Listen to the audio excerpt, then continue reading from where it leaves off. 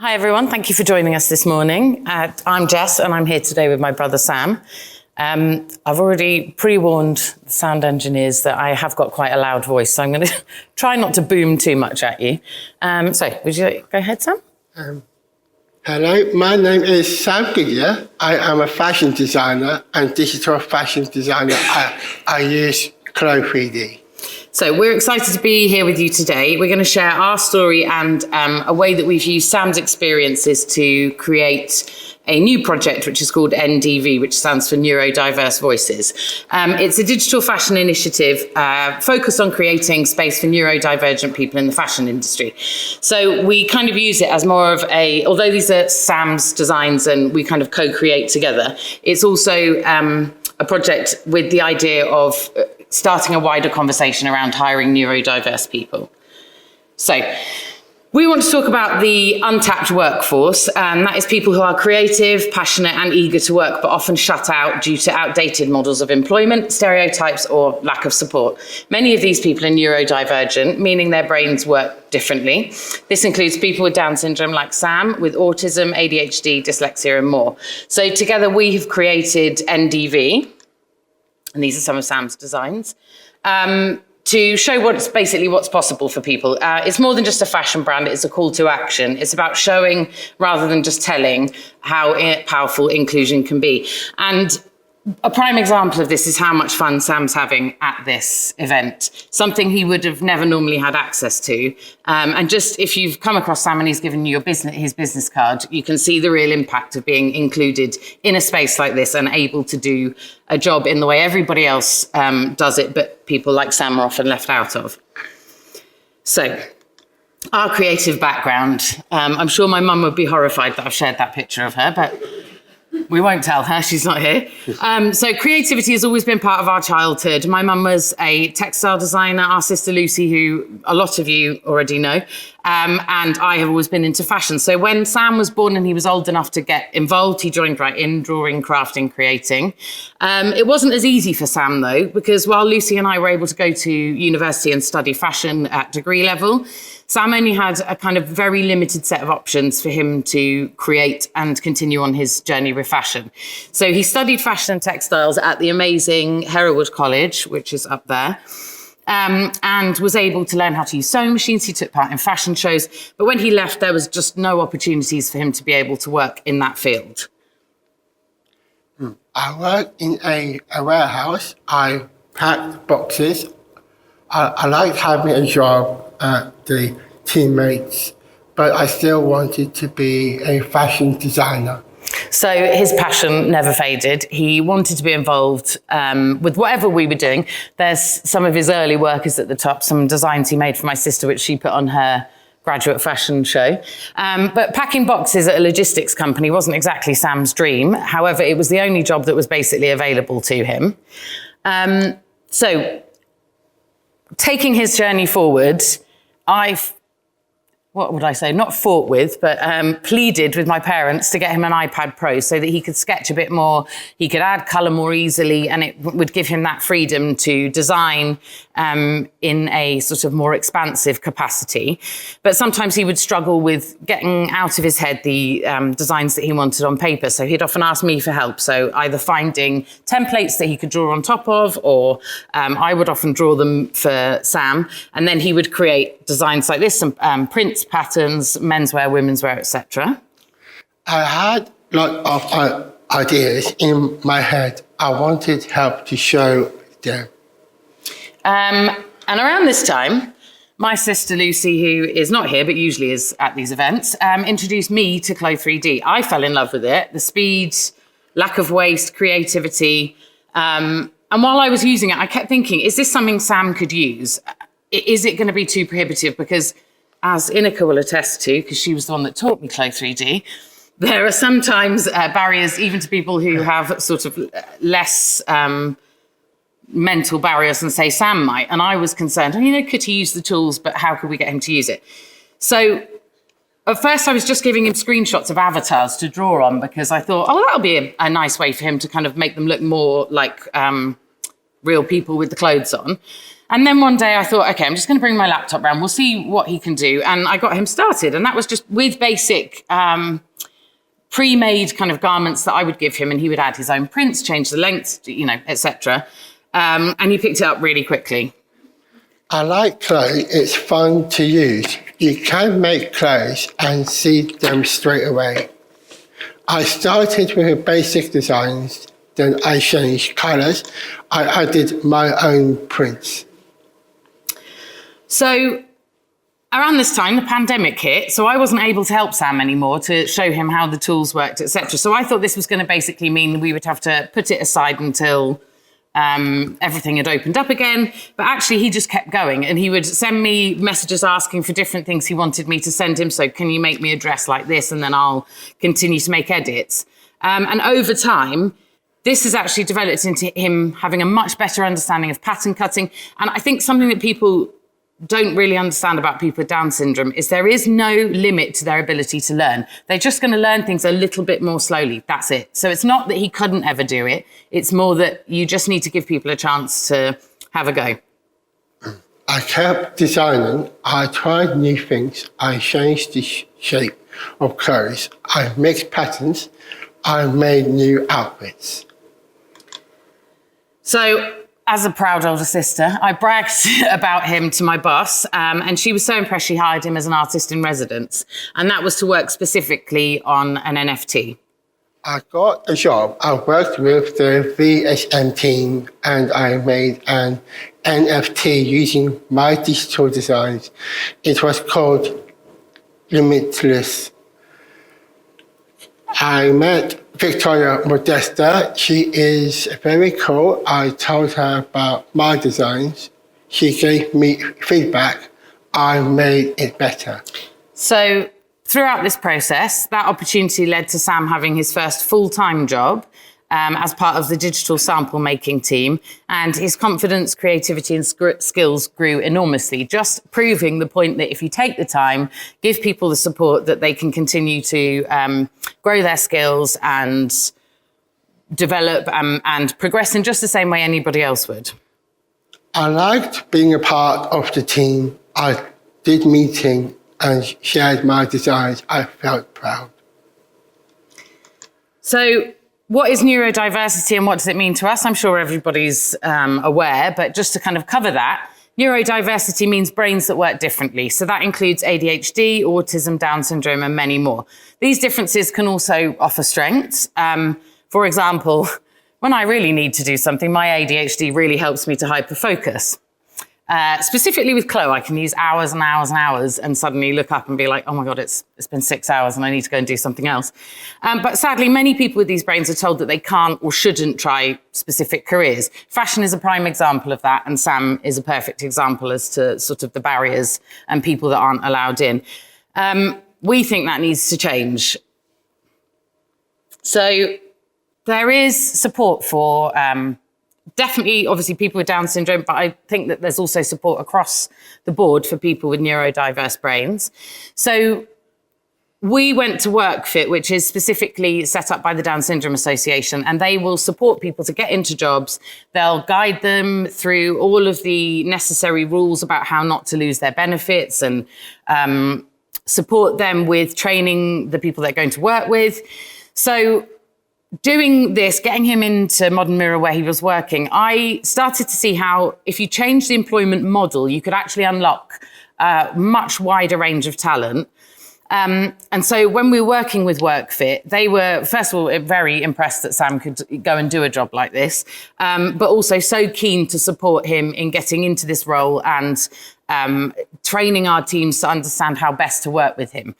So rather than taking an employment model where somebody comes in to do a specific job with a set of skills you're looking for, you're giving the person a chance and then saying, right, what skills do you need to be able to do the things that you want to do? I learned new things. I use Chloe every day. I made new friends. So Sam brings way more than just his creative abilities. He brought a huge, I mean, I would always joke that in terms of HR, Sam's a great person to have in your team because he always brought so much joy to people. Whenever we had meetings, people would always say, when Sam presents his work, it's my favourite time in the meetings. And his presence in our team just made everything a lot stronger. So we co-create with NDV. So Sam will come up with ideas, he puts things together, then he passes the files to me and I will go into them, make sure that there's not a hand poking through a piece of fabric or something that wouldn't work in reality. And then I kind of put in our colour palette and make any adjustments. But most of the actual kind of structure and design work is Sam. So these are some of Sam's designs. So when it came to his job, his full-time role, we created a bespoke role. So what do I mean by that? Creating roles for a person rather than creating a role and hiring a person. And now I know you're going to find many hiring teams that say, but we need someone to do a specific job. But that's just creating and sustaining these barriers for people like Sam, meaning that they're just never going to get those opportunities because we're looking for somebody who can do X, Y, Z. So true inclusion means creating roles that fit the person, not just fitting people to roles. This allows people to thrive. And to be honest, this isn't just for neurodiverse people either. When I worked at Modern Mirror, we all had the ability to craft a role that we could show our strengths off best in, rather than just fit into a specific role and then work with that. So getting Sam into the job, we created a personal profile for him, worked with the team. We outlined what kinds of things Sam needs to be supported in his job, and that made a huge difference. My team helped me. They gave me time. They believed in me. And in turn, Sam inspired the whole team. So what can you do as an employer or as a team leader? I think all these slides are available, so I'm not going to read all of it, but offering small adjustments, creating quiet spaces, flexible seating options, clear communication, avoiding sarcasm or implied messages, or I know as British people, we use the most amount of idioms that people just don't understand. So things like that aren't helpful to people who have a neurodiverse brain. Breaking down tasks, being patient and being kind. And ask what the person needs, don't make an assumption. I think, in my experience, it's quite hard for people to admit in that workspace that they have specific needs. But when they do, it means you can work with them and you can adapt and you can create support systems that help them. So for Sam, one of the things that the Down Syndrome Association pointed out to me, which I didn't even know, is that most people with Down syndrome are exceptionally good at following a set list of tasks. So if you give Sam a list of how to do something, he will follow it rigidly until you have to say, we need to do something different. So that's great. If you've got something that needs to be done, say you're opening a file, you need to do something with it, you want to save it and then move on to the next one. That's something Sam can do. I like clear steps. I like to know what's happening. It helps me to do a good job. Yeah, and as I've put on the slide, just being kind and being patient with people really helps. And allowing people that space to actually say, oh, I've just recently been diagnosed with ADHD, and because of that, I need to be able to do X, Y, and Z. Here's a prime example. When we were going to the airport, my dad very kindly offered to take us there, but turned up early because in his neurodiverse brain, he has autism, he would turn up early thinking like, that's how I want to do things. They need to be ready. For me, as somebody with ADHD, I had timed my departure perfectly to the minute. And the minute he turned up and was urgently rapping on the window, that threw everything out. So I forgot half the things I needed to bring. And I was thinking to myself, I need to ask my dad for accommodations because this just isn't helping. And he'd also done it to me a week earlier. So I also need to understand that when he says he's going to turn up on time, that means 20 minutes early.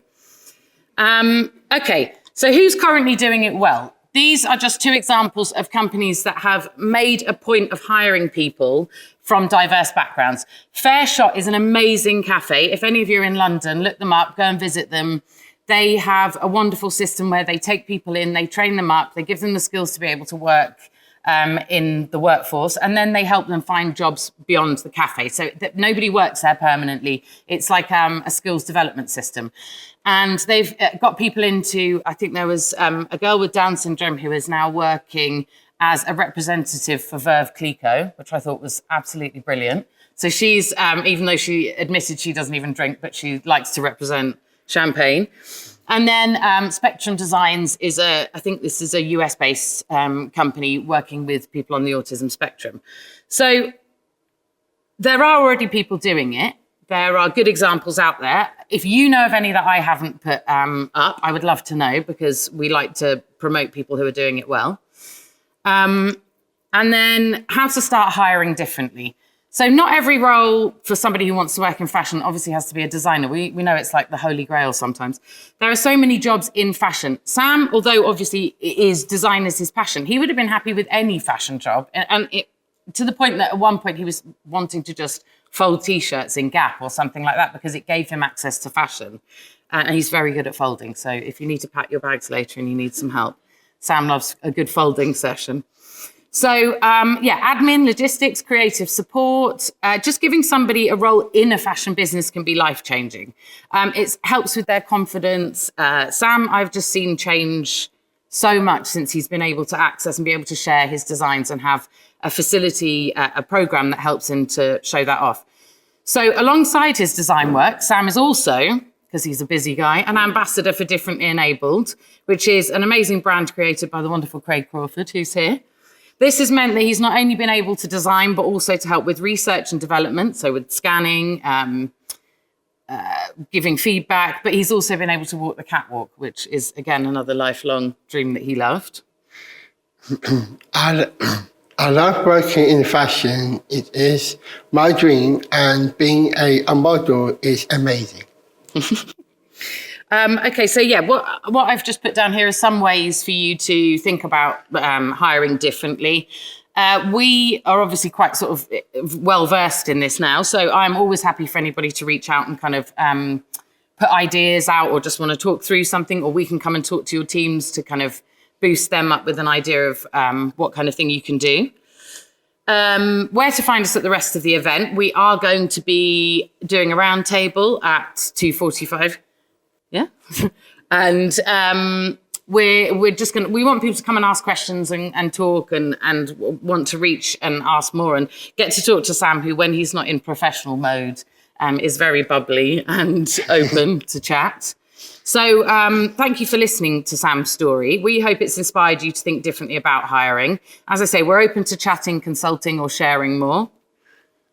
Thank you for listening. I love fashion. I love my job, and I want more people like me to have a chance. So as I say, we would love to come and talk to you. We're happy to come into your workplace, or we can do presentations online. Or if you just want to chat, as I say, you can drop me an email or a message, and keep an eye on our socials, because for NDV, we will be doing more collections and sharing them, and it's going to keep growing. But coming here specifically for this, I wanted to talk to people about just opening your mind about the kinds of people you could be hiring. Because I think inclusion, we use the word, we say it in such a way that we've sort of lost meaning as what it actually is. Like, just include people, that's all. It doesn't have to be this huge, scary policy, whatever. Just include people. As I said, you see Sam has come to this event and he is having the time of his life, being able to be a fashion professional, speak to other people, share his business card, and do what he sees everybody else do. And that is true of all people with Down syndrome that I've met. They all just want jobs. They want a chance. They want to be able to contribute in a workforce. And as I said, that often can be working in a logistics company or on a reception or at a hairdresser's sweeping up hair. And they still will absolutely love those jobs. But why shouldn't they get to do something in a field that they want to do it in? And that's what we're passionate about. So we have finished a bit early because apparently we're talking very quickly. So time for questions. If you have any questions, or you want to say something as a result of hearing what we've said, or you want to ask Sam anything, you can do it on Slido, or we've got the microphone and there's only a few of us, so I don't think it matters too much if you want to use the microphone, or just stand up and say one. Yes. Oh, thank you.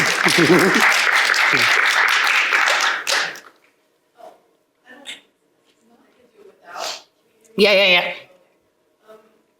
I was wondering, these are amazing things, but maybe also in Italy, I don't know if you know any of these projects or how this would be accessible also to Italian So in my experience, I found there's lots of charities who want to support people with those specific needs and can kind of offer assistance.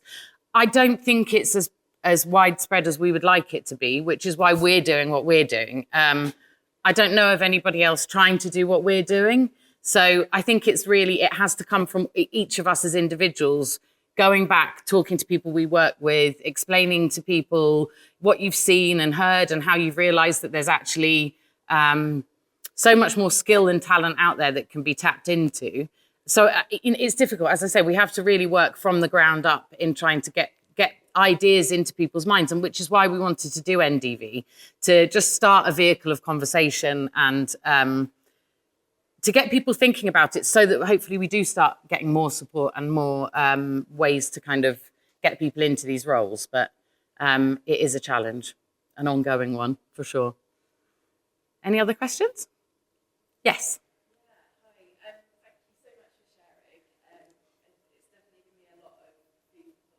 Excellent.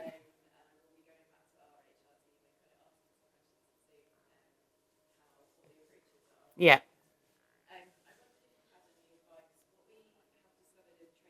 Mm-hmm.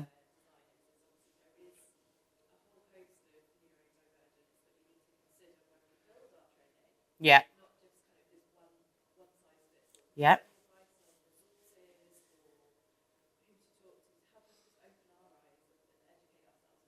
Right. So perfect person to ask. I used to be a teacher. So I think this is also why this for me feels quite easy to do, because I've always had to think like that, how to convey information to people in such a way that everybody can access it. From a personal point of view, I'm going to say I would love to come and help you do that, because I think it's not as easy as just saying 1, 2, 3 or go here.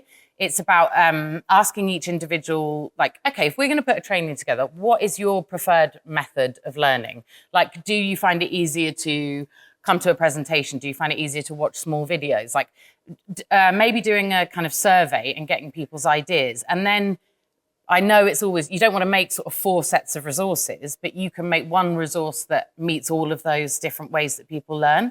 I mean, I know personally, I've always looked like I'm being really rude in presentations or lectures because I need to write or sketch in order to listen. So it's not that I'm not listening. I have to do that. Otherwise, I'm going to be like, oh, look at that painting up over there. And that's that. And I wonder what that person had for lunch. Oh, and I like their top. So it's definitely down to individuals.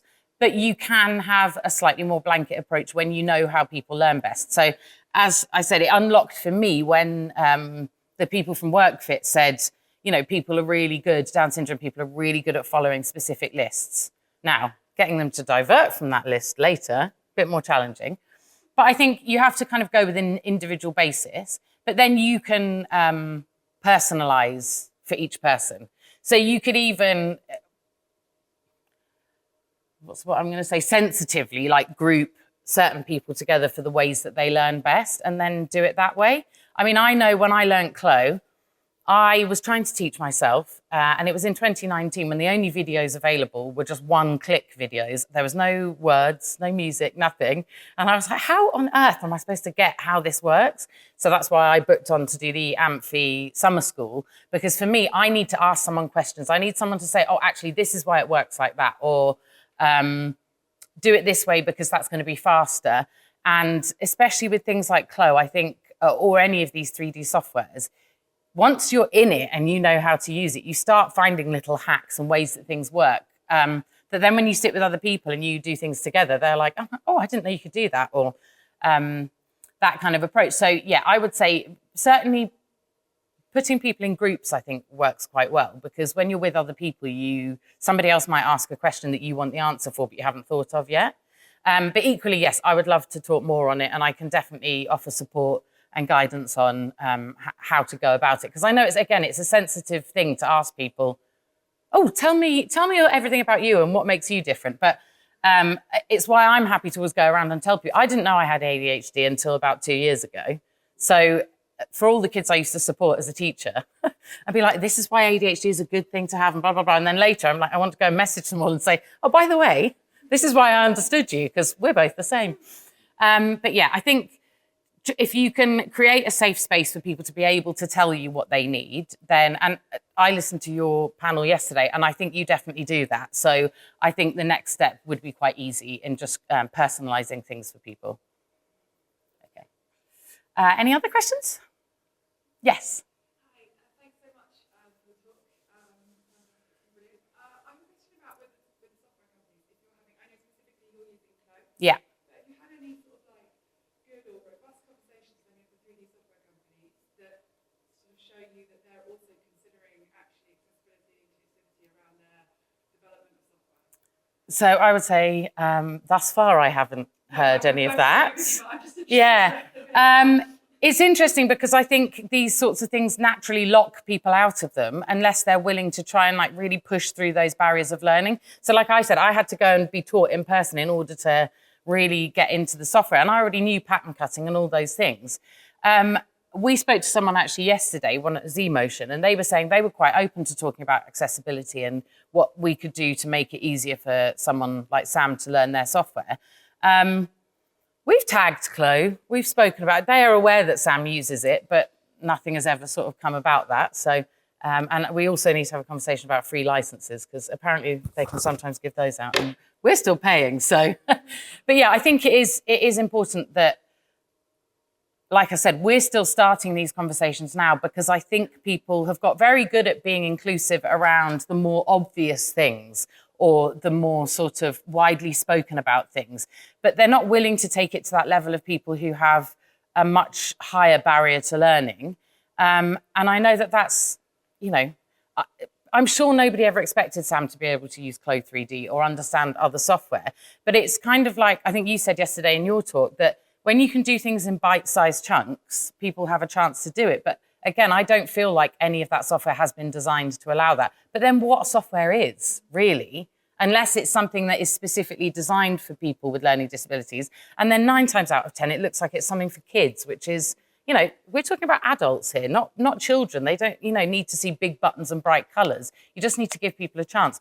But I mean, in saying that question, that makes me now think I'm going to reach out to them and start asking what their plans are and how, because we've just done this on our own. And I was like, okay, great. Sam didn't need any of that, but why shouldn't we, allow other people to do it? I mean, I know that Clove, for example, have there's like a Ginny, which is like a more kid-friendly version, but we just put Sam into Clove and he was great with using it. So yeah, I mean, as I say, again, this is all just very early on in having these conversations about letting people with sort of more learning needs access these things. So yeah, it's definitely something we need to talk about and plan more with.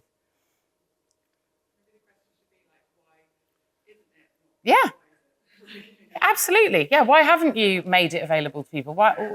Why shouldn't people have a chance at using these things? Why are we assuming that only certain people should be allowed to interact with certain topics, discussions, software, jobs? So yeah, it's a big hill to climb up, but we're starting at the bottom and we'll go slowly. And I climbed Kilimanjaro, so I should be able to do it. But worst experience of my life, if anybody is thinking about doing it. Most traumatic thing I've ever done. Any other questions? No? Okay. Oh, yes, Craig. I have a question. I just want to say to everybody here, I think Jessica summed it up. It's just planning. And when you hire someone new, you plan to onboard them. You plan to teach them about the culture. You plan all of that. You have to ask people living with disability or neurodiversity how they want to be addressed, Yeah. where they find their challenges, what they're most proud of. And that's what we've done as we've worked with Sam. Yeah. He's very clear on that. And then you just let them go like any other employee. They're no different. And this is the thing that we as society are just starting to understand. That's just it. Someone has brown hair, Sam sometimes has green hair, sometimes he has blue hair. Most of the time we normally have blonde hair, both of us. It is what it is. And as long as you understand how they want to be addressed and how they want to interact Yeah. and what they want to do, they soar. Yeah. Like any employee, there's no difference there. Yeah, it's empowering Well people. done for getting up and helping everyone understand it, because I think the most important thing that's happening in today's society is we're now talking about this and addressing it and teaching each other. And that's all we can do. Right? Yeah. Thank you. Thank you both. Oh, Thank you, Sam. thank you very much. Mr. Roxbury. You should see him on the website. And as I say, when he's not in professional mode, he's way more bubbly, but we're being professional. As me and my sister always say, Sam's the most professional of all of us in our family. And they win. Yes, ballroom dancer, model, fashion designer. Oh, actor. He's acted in many things. So, yeah, Sam's diverse skill set is about as diverse as my ADHD job jumping. Yes, thank you everyone for coming. I really appreciate, even if one person comes away today with a different idea, then we've done our job. And if you want to come to the round table, please do. Thank you.